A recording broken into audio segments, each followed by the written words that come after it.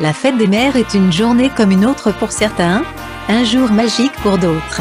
Une journée douloureuse pour ceux et celles qui ont déjà perdu leur mère.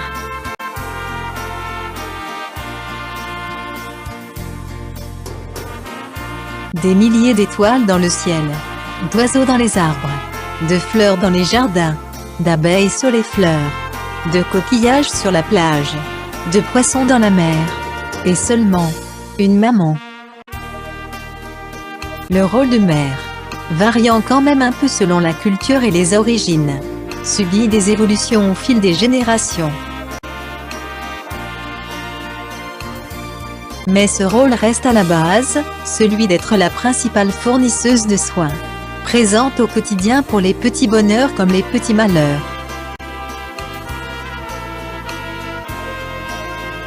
Ce rôle reste celle d'une conseillère, d'un guide vers qui on se tourne, celle par qui les valeurs et les traditions se transmettent.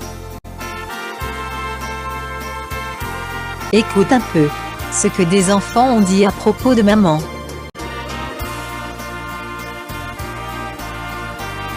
Antoine, 5 ans. Maman, je te pardonne de toutes les bêtises que j'ai faites aujourd'hui.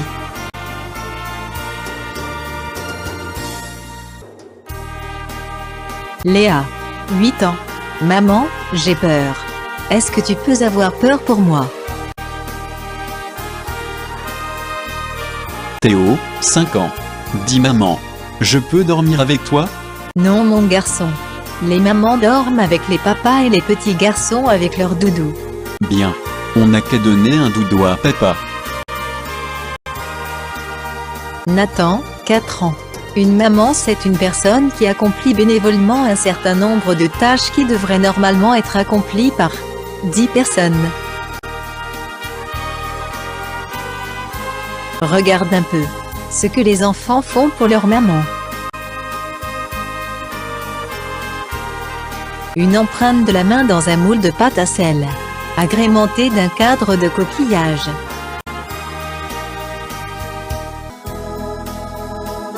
Un dessous de plat en pince à linge, désossé, réassemblé, collé. Un pot pourri, en fleurs du jardin. Un porte-clés, en chute de tissu.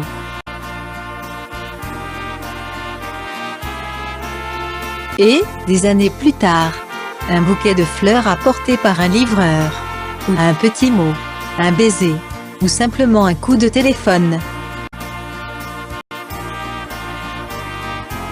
Pas facile de trouver le cadeau parfait pour une mère. Comment, avec un seul objet, peut-on exprimer toute la gratitude envers elle?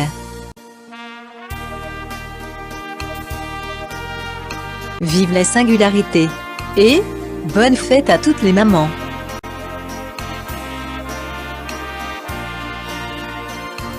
Un roi. Chapitre 3. Verset 27.